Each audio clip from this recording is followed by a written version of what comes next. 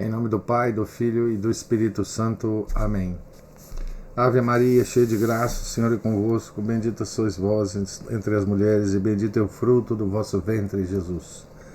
Santa Maria, Mãe de Deus, rogai por nós, pecadores, agora e na hora de nossa morte. Amém. São Felipe Neri, rogai por nós. Nossa Senhora de Fátima, rogai por nós. Em nome do Pai, do Filho, do Espírito Santo. Amém. Então, estamos aqui na página 175, iniciando o item O rompimento de uma amizade. Atos 15, versículos 35 a 39.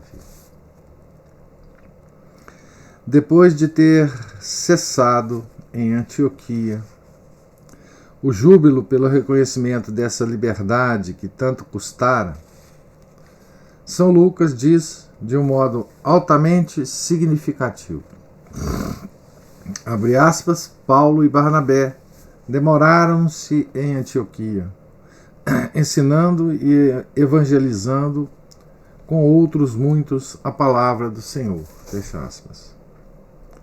A harmonia entre esses dois homens que haviam lutado e sofrido por Cristo lado a lado durante tantos anos parecia inquebrantável. Ninguém supunha que em menos de um ano se daria um rompimento e ambos se afastariam um do outro. É verdade que o serviço do Evangelho exige muitos sacrifícios do coração, mas por vezes há nessas rupturas um pouco de culpa pessoal. Tinha passado algum tempo depois do incidente de Antioquia.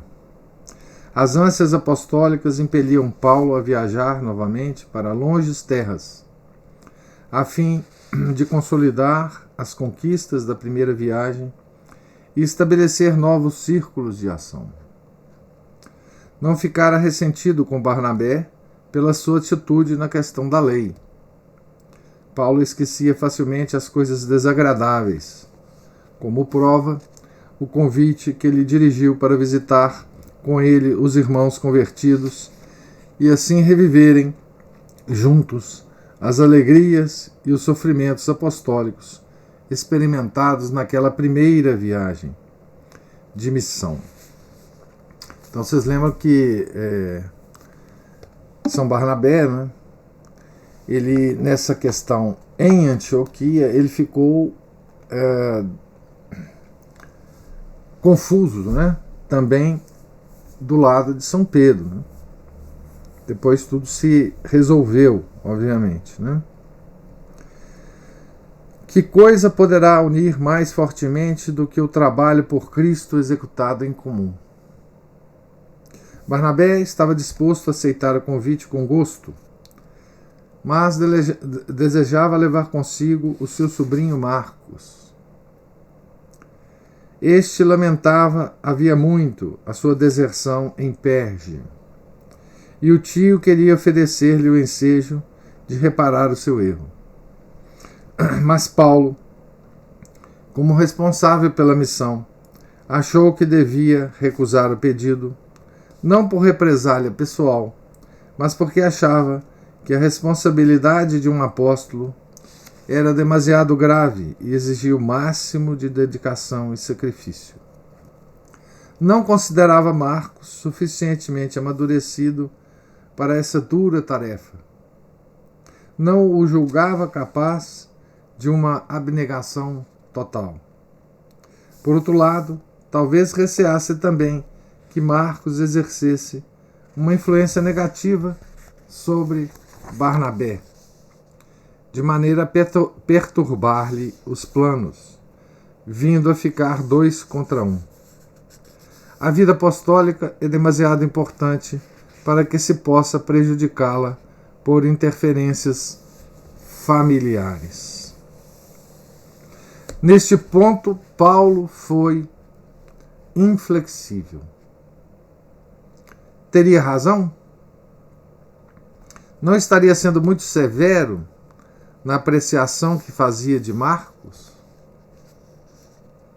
Barnabé encarava o caso com maior brandura, e, no entanto, ambos eram igualmente inteligentes e santos, homens de bom senso e de grande experiência.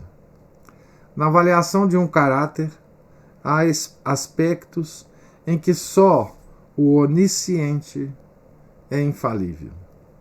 Nós, homens, só podemos julgá-los pelo prisma da nossa razão e da nossa simpatia, ambas falíveis. Barnabé insistiu no seu desejo, e o desacordo entre os dois apóstolos assumiu tais proporções que se separaram e dividiram os seus territórios de missão, seguindo daí por diante caminhos diferentes. Barnabé escolheu a sua ilha natal de Chipre e para lá se dirigiu com Marcos. Assim se despedaçou, no escolho de uma questão pessoal, uma antiga amizade apostólica. Com essa separação, deixamos de ter notícias de Barnabé, que sai do círculo luminoso do seu grande companheiro e amigo para entrar na obscuridade da lenda. Então, aqui, não é, a gente tem um daqueles exemplos, né, das falhas humanas dos santos, né,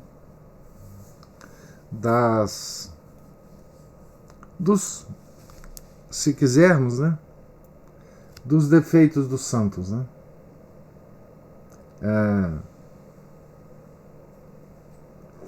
E nesse caso do grande São Paulo, né? É claro que essa separação, essa desavença, né, com São Barnabé,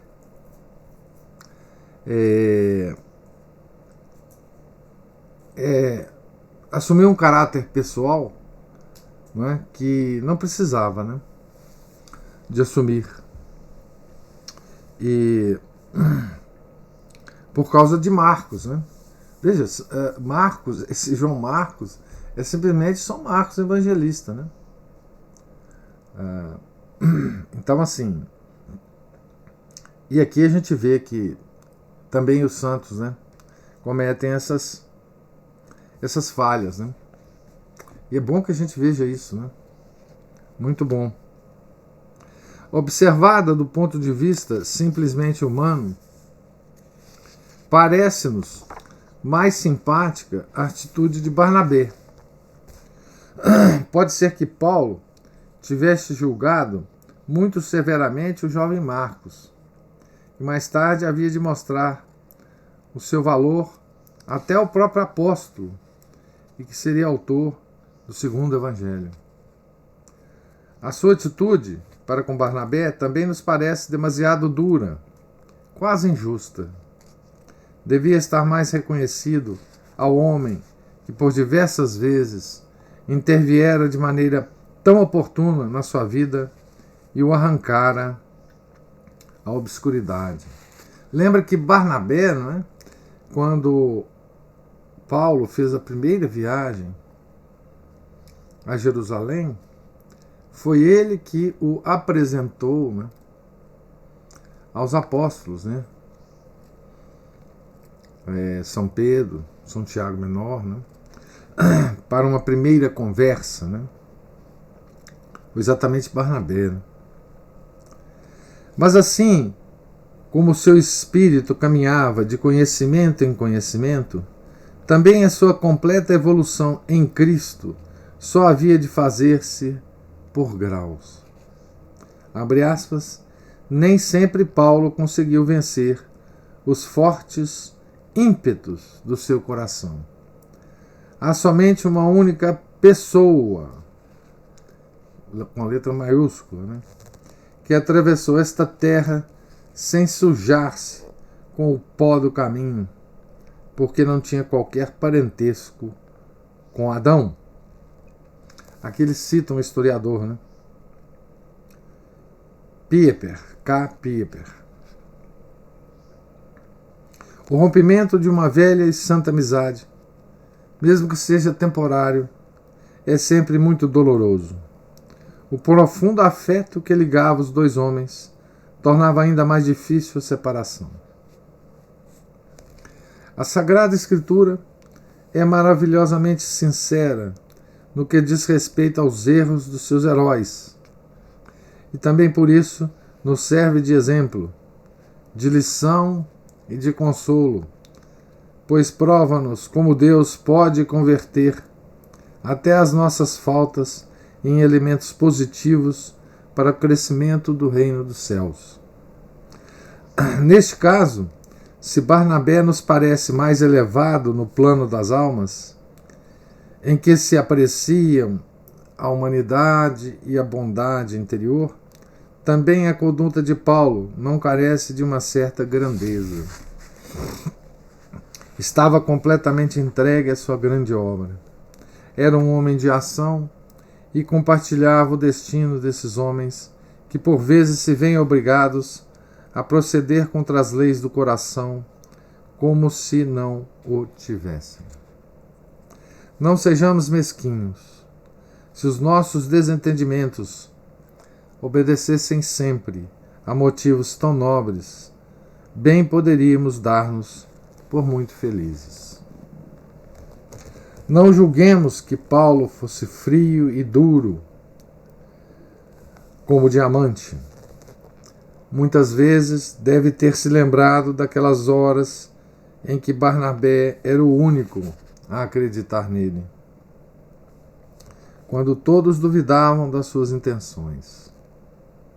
Sobretudo, terá recordado aquele dia inesquecível em que o amigo fora a Tarso para procurá-lo, ou daquele outro em Listra, em que, banhado em lágrimas, se curvara de noite sobre ele, julgando-o morto. Não é possível desfazer tais laços da alma sem que o coração sangre. Com o correr dos anos, tudo acabaria por esclarecer-se.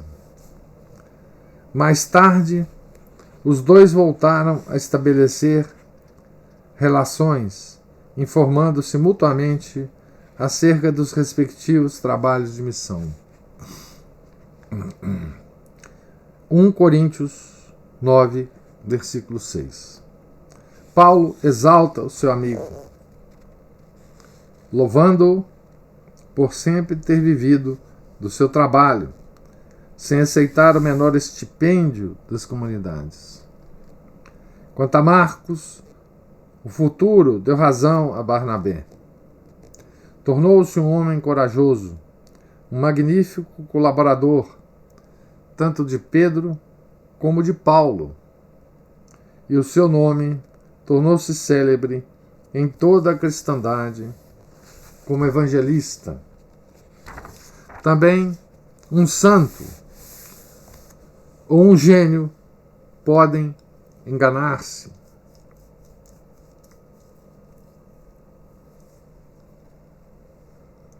Paulo não hesitou em reparar o seu erro. Mais tarde, da prisão em Roma, escreverá aos Colossenses, abre aspas, saúda-vos Marcos, primo de Barnabé, sobre o qual recebeste recomendações. Se ele for ter convosco, recebei-o. Colossenses 4, versículo 10. E no seu último cativeiro, a imagem de Marcos torna a erguer-se diante dele, quando escreve a Timóteo, abre aspas, toma contigo Marcos e traze-o, porque me é útil para o ministério. 2 Timóteo 4, 11. Isto prova como todas as nuvens se haviam dissipado. Se considerarmos o problema do ponto de vista sobrenatural, reconheceremos que aqui interveio um poder mais alto. Com o correr do tempo, teria sido impossível que Barnabé continuasse a trabalhar durante toda a vida ao lado de Paulo como seu subordinado, sempre em segundo lugar, à sombra de alguém que lhe era superior. A sua personalidade era demasiado forte para permanecer em segundo plano, e as suas qualidades de chefe não teriam encontrado campo de ação para se desenvolverem plenamente se não tivesse havido rompimento. Não havia dúvida de que merecia plena liberdade de movimentos.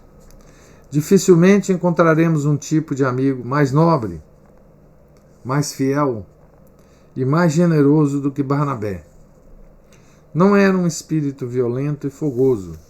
Não possuía a originalidade de ideias de Paulo, mas a sua doçura e gravidade, o seu olhar cordial e afetuoso, o tom paternal da sua voz, o carisma particular dos seus dons proféticos, como aliás o seu nome sugere, tinham qualquer coisa de fascinante, que prendia, consolava e fazia com que conquistasse num instante todos os corações.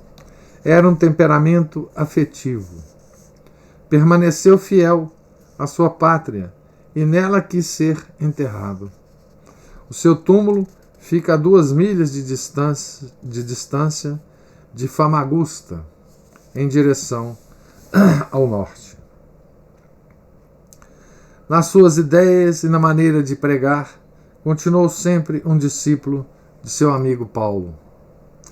A opinião, admitida já por Tertuliano, de que Barnabé teria sido o autor da Epístola aos Hebreus, que contém tantas ideias paulinas, não é totalmente desprovida de fundamento.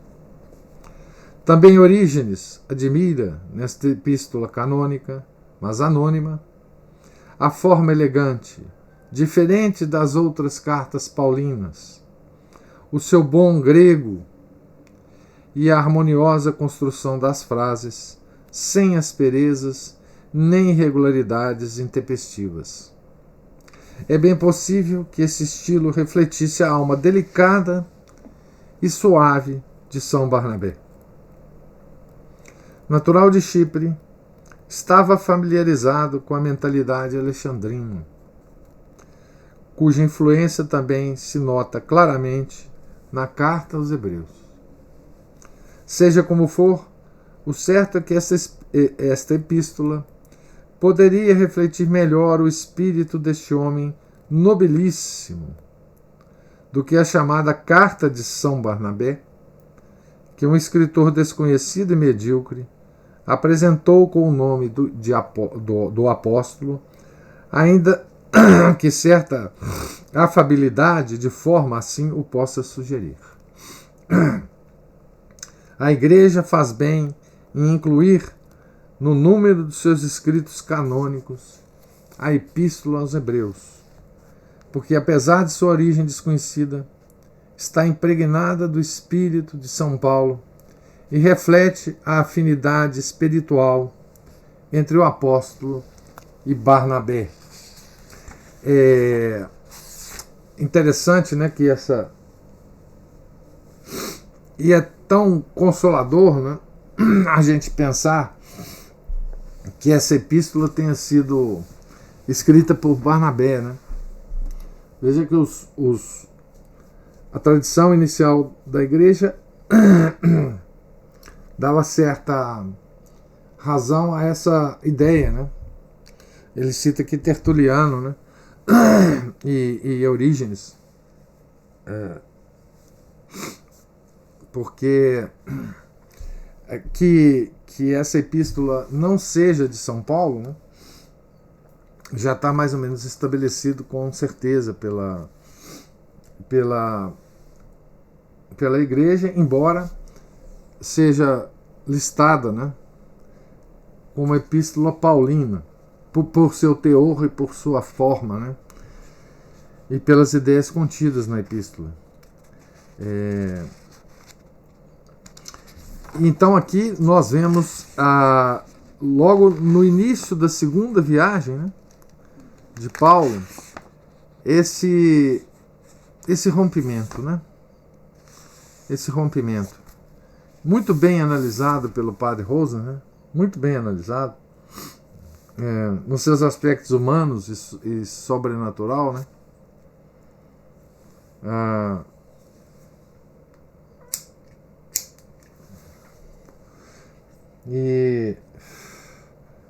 E o São Barnabé fica na terra dele, né, em Chipre, e não aparece mais nos Atos, né, dos Apóstolos, né.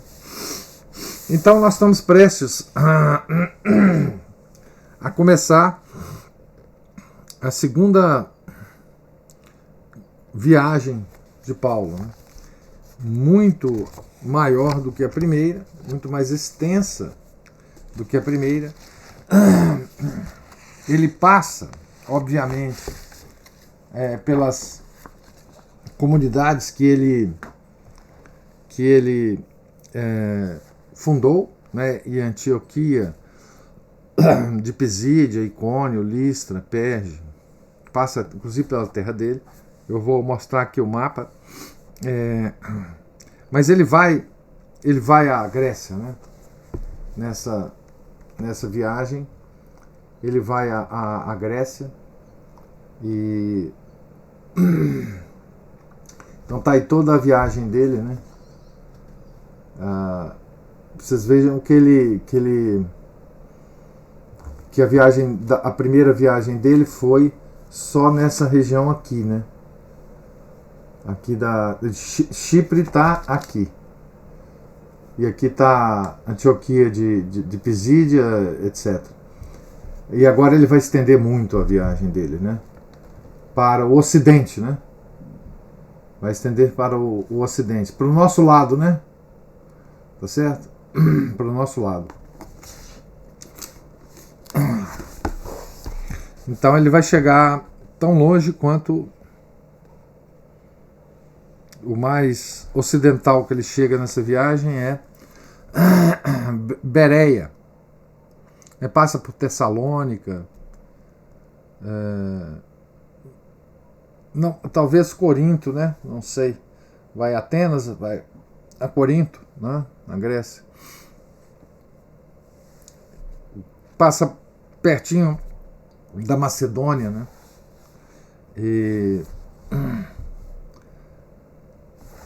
E vamos então começar com o padre Rosner, né, essa segunda viagem, né, de missão.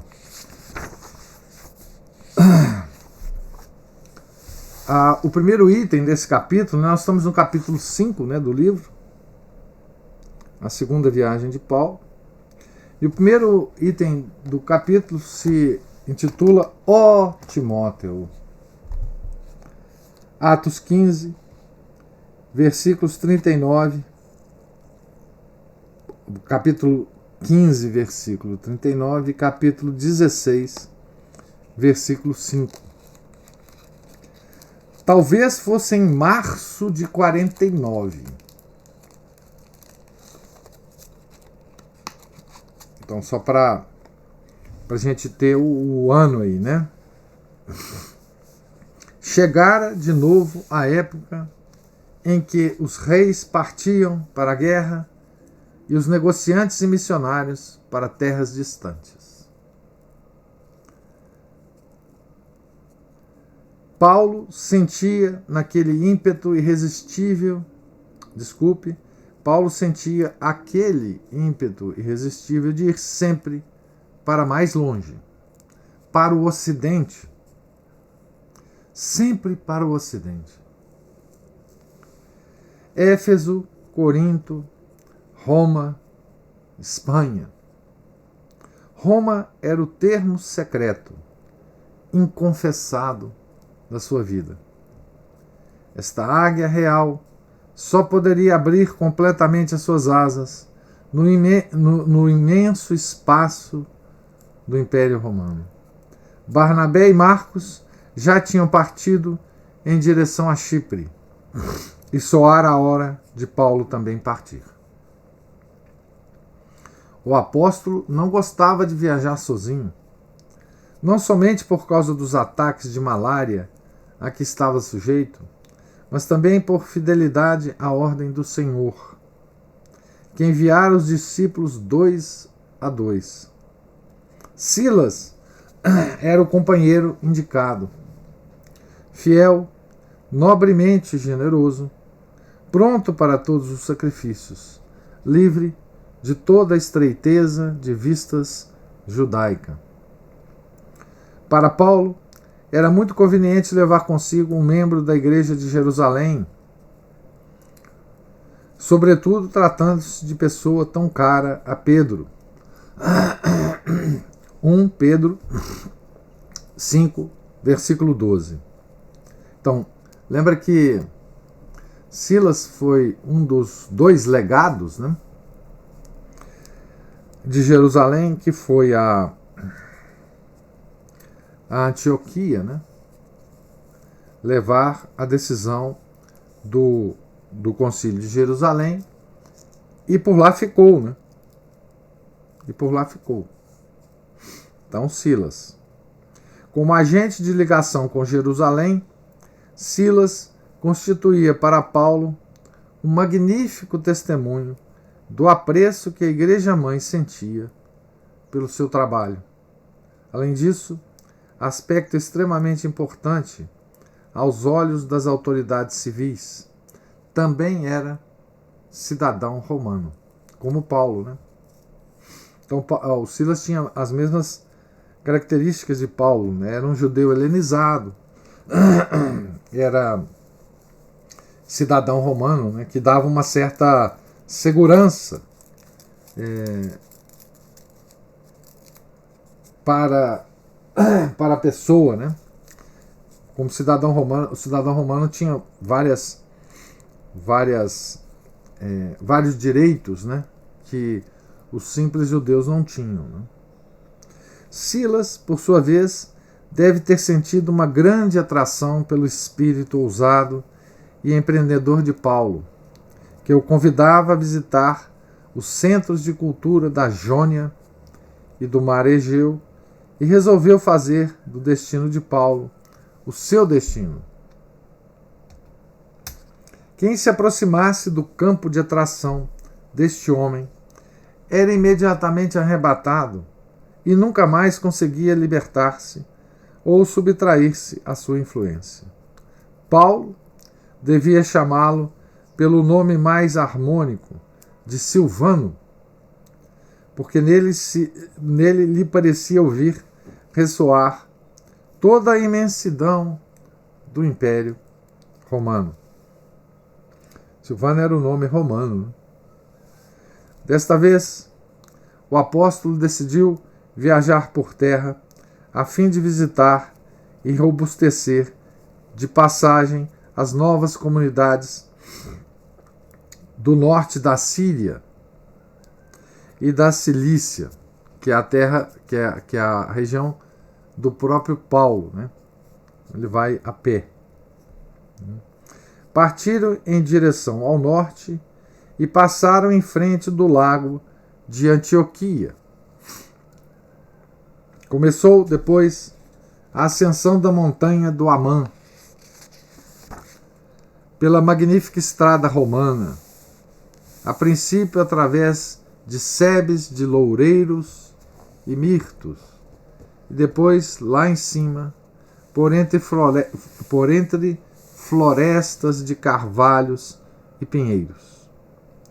O castelo romano de Pagre, cujas ruínas ainda hoje subsistem, alçando-se romanticamente sobre um rochedo, guardava o acesso ao desfiladeiro, a 900 metros de altitude. Olhando para trás, os amigos puderam contemplar pela última vez a encantadora planície de Antioquia.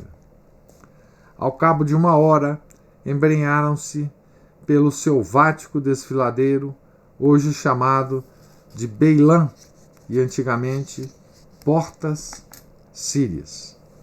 A seguir desceram pela antiga estrada romana, cujo basalto negro também se conserva, e acompanhados pelo murmúrio de uns riachos frescos e cantantes, dirigiram-se ao Golfo de Alexandreta, hoje Iskanderun.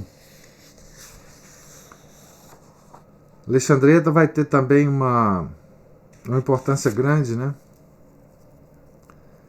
nas cruzadas. Então, se vocês estiverem com o mapa aí, né, na página 180, vocês vão ver essa saída de Paulo de Antioquia, né, até Alexandreta, que ele está descrevendo exatamente agora, né? Esta bela cidade portuária, Alexandreta, né, rodeada de uma coroa de montanhas, havia sido fundada, pelo nome, né, por Alexandre Magno, para servir de ponto de partida das grandes caravanas que se dirigiam à Mesopotâmia. Na planície em que se ergue, havia-se travado a Batalha de Issus, que decidiu o destino da Ásia e da Europa, com a vitória de Alexandre sobre Dário em 333 a.C. Fora a hora do nascimento do helenismo universal orientalizado, o momento em que se tinham rompido os diques que separavam as torrentes culturais do Ocidente e do Oriente, que a partir de então puderam fundir-se uma com a outra. Aplainou-se assim o caminho do Evangelho, porque sem a fundação deste império de língua e de cultura gregas, dominado mais tarde pelos romanos, nem de longe teriam sido possíveis as peregrinações de Paulo pela bacia do Mediterrâneo. Aqui é muito interessante, né? A gente tem uma visão sobrenatural da história, né? Quer dizer, vocês vejam que essa batalha, né, vencida por Alexandre Magno, né, que na própria descrição do padre Rosner, né, marca o nascimento do helenismo universal orientalizado, quer dizer, uma união do Oriente com o Ocidente, né? Isso ocorreu em 333 anos do nascimento do nosso Senhor Jesus Cristo. Então, Deus, ao passo que cuidava do povo escolhido dele, né, nessa época, também cuidava do mundo, para que quando seu filho viesse ao mundo, né, a sua boa nova pudesse espalhar pelo mundo, né? Então, aqui nós vemos, né, uma das ações que Deus fazia, não para o povo escolhido, né, mas para os gentios. De certa forma, brincando aqui um pouco, né, Deus já estava sendo paulino, né, preparando o mundo, os gentios, para receber a palavra de seu filho, quando ele se encarnasse, né? Então, essa batalha específica, né? Não tinha nada a ver com o povo escolhido, né? Não influenciou em nada. Mas, para a história do mundo, né, isso foi muito importante. Para as peregrinações de Paulo, isso foi muito importante. Né? Para além do belo arco formado pelo Golfo, os dois viajantes atravessaram a cidade de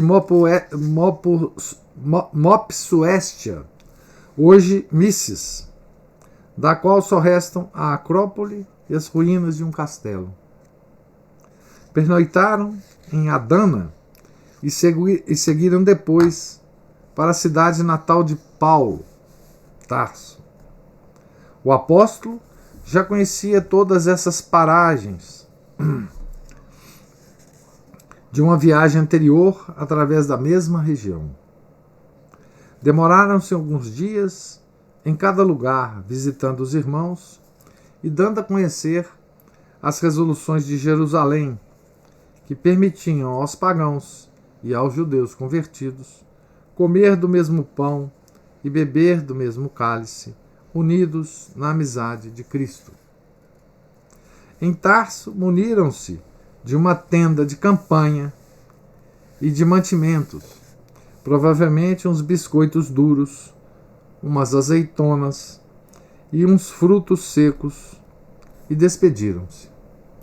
Tarso era o ponto de partida da grande estrada do Tauro, por onde as caravanas se dirigiam a Licaônia e a Capadócia. Numa carta a Ático, Cícero escreve, abre aspas, por causa da neve, não se pode atravessar o Tauro antes de princípios de junho. Fecha aspas. É pouco provável, portanto, que os dois viajantes tenham partido antes de fins de maio. O primeiro dia levou-os através das casas de veraneio dos ricos cidadãos da Cilícia até as magnificências de um alto vale alpino. E no segundo começou a parte mais difícil da viagem. O Tauro da Panfilha, que Paulo havia subido anos antes, não sofre comparação com o bravio Tauro ciliciano, que se recorta fantasticamente no horizonte, nem com as portas cilicianas, também chamadas Garganta do Diabo, tão estreitas que podiam ser fechadas por uma barricada em tempos de guerra. A antiga estrada dos exércitos romanos, pela qual Paulo e Silas prosseguiam penosamente a marcha, atravessava a atual garganta de Chaquite, por um estreito desfiladeiro selvagem, cujas paredes de rocha calcária se erguiam a centenas de metros de altura. E na parte mais estreita estavam a menos de 20 metros de distância uma da outra. No alto, velhos pinheiros orlavam a fenda, mergulhando a garganta em profunda escuridão. O rio precipitava-se fervendo através do desfiladeiro e entre a parede rochosa e a sua margem mal deixava uma estreita faixa de poucos pés de largura. O caminho agarrava-se à parede oriental do penhasco, em parte escavado na rocha, em parte sustentado por traves de madeira. Em alguns lugares, troncos derrubados serviam de ponte sobre as águas. No ponto mais estreito, encontram-se ainda hoje os restos de um altar talhado na rocha e duas tábuas votivas, cuja inscrição foi apagada pelo tempo. Por essas portas, que outrora tinham dado passagem às lâminas das espadas de Damasco e ao bálsamo de Jericó, passava agora o Verbo de Deus, na pessoa daqueles seus primeiros mensageiros que escalavam a montanha com as vestes soerguidas e os mantos enrolados às costas, com a leve bagagem da pobreza, mas revestidos da armadura do Espírito.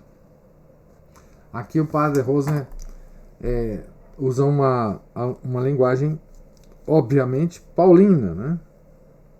E é bonito o que ele fala, né?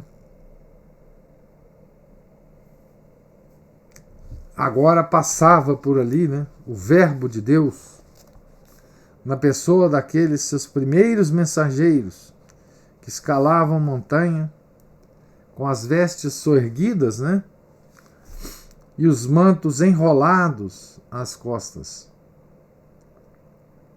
com a leve bagagem da pobreza, mas revestidos da armadura do Espírito.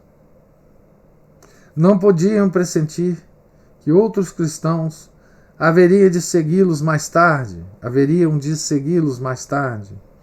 a fim de libertarem o berço e o túmulo do Senhor, e que, aterrorizados com o aspecto selvagem dessa garganta, esses cruzados, ele está se referindo a 1000 anos depois, né? 1100 anos depois, e que esses cruzados lhe poriam o nome de portas de Judas. Não podiam pressentir que a semente por eles plantada seria arrancada pelo fanatismo religioso e nacionalista dos maometanos, nem que milhares de armênios haveriam de cair sob os golpes dos turcos, e os seus corpos seriam arrastados até o mar pelas águas do Sídimo e do Sáron, engrossadas pelos degelos da primavera, levando assim a terra ciliciana a beber novamente o sangue dos mártires cristãos. Até um Paulo estremeceria de horror se pudesse antever a tragédia da história da humanidade. Mas Deus cobriu benignamente o olhar do homem com a limitação dos seus conhecimentos e os véus que encobrem o porvir. Houve somente uma pessoa, com letra maiúscula, né, que pôde suportar vitoriosamente a face de Medusa do pecado, e mesmo assim teve de suar sangue à vista dela. Eu vou parar por aqui a leitura, no último parágrafo da página 183, né, para contemplar, né, com vocês a beleza da escrita do padre Rosner, né? A fluidez e a clareza e ao mesmo tempo, né, a forma poética como o padre Rosner escreve, né? Quer dizer, veja, ele está descrevendo uma viagem de Paulo por uma região, né, pela qual passará depois, né, os cruzados, né, para libertar Jerusalém dos muçulmanos, né. E aqui faz uma digressão, né,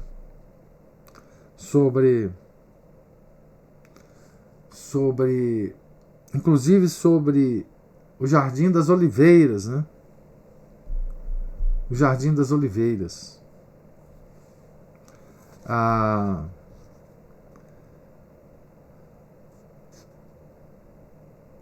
Em que Cristo sofre, né, todos os pecados do mundo, né, e se entrega oficialmente, né, à crucificação, né.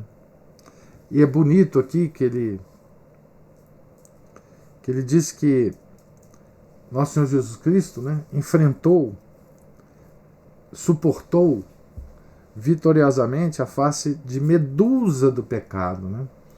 Medusa é aquela figura mitológica grega, né? Cujo canto, né, era mortal para aqueles navegantes, né, dos mares. Então, a Medusa é uma figura de sedução, né, de sedução para a morte. Né? E aqui ele fala que Nosso Senhor enfrentou, né, suportou vitoriosamente a face de Medusa do pecado. E mesmo assim teve de suar sangue à vista dela, à vista da Medusa, né, do pecado. Então, assim, é belo esse texto, né? E é, ao mesmo tempo, poético, erudito, né? Enfim. Aline diz, magnífico esta parte. Deus cobriu benignamente o olhar do homem com limitações de seus conhecimentos. Isso mesmo. E a gente fica querendo saber do futuro, né? Tem muita gente aí preocupada com o futuro. Não precisamos saber o futuro, assim não nos desanimamos. Isso mesmo, Aline. Porque essa limitação temporal que nós temos, ela é um bem, né? Ela é um bem. Ela nos finca no presente, né? Ela não nos deixa ver o futuro, né? Justamente porque ela quer que a gente se preocupe com o presente, né? Fazer o que a gente tem que fazer agora, né? Neste momento, e não ficar preocupado com o futuro, né? Que a Deus pertence, né? Pois é, aqui você não aprendeu com o santo, aqui você aprendeu com o padre Rosner, né? Porque ele que fez essa observação. Então veja bem, aqui veja, Paulo está com Silas, né? Viajando, tá certo? Por esses labirintos escarpados, né? Rumo ao Ocidente, né? Não esqueçamos disso, né? Paulo sempre tendia ao Ocidente, né? A força que o movia, né? Sempre o movia para o Ocidente, né? Por isso que Paulo foi o inventor da civilização ocidental, né? Sempre a força puxava ele para as regiões ocidentais, né? E ele, obviamente, né?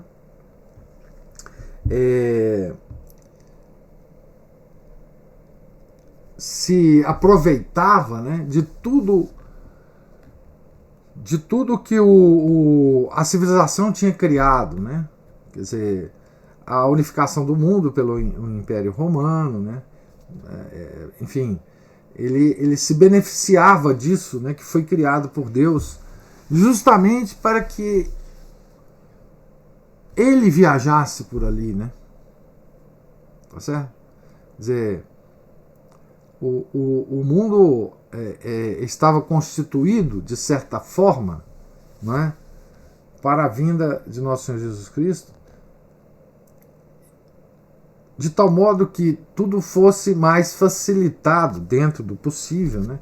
Para a expansão da fé, né? Tá certo? Então foi isso que Paulo então se beneficiou disso, né? Claro que com a coragem, com o destemor, né, que ele sempre tinha, e com a disponibilidade de viajar e de não ficar parado num só lugar, né? Paulo foi inquieto o tempo inteiro, né? Foi uma personalidade absolutamente inquieta, né? Então, gente, é isso. Eu pergunto se vocês têm alguma observação a fazer, mais alguma observação a fazer, alguma pergunta?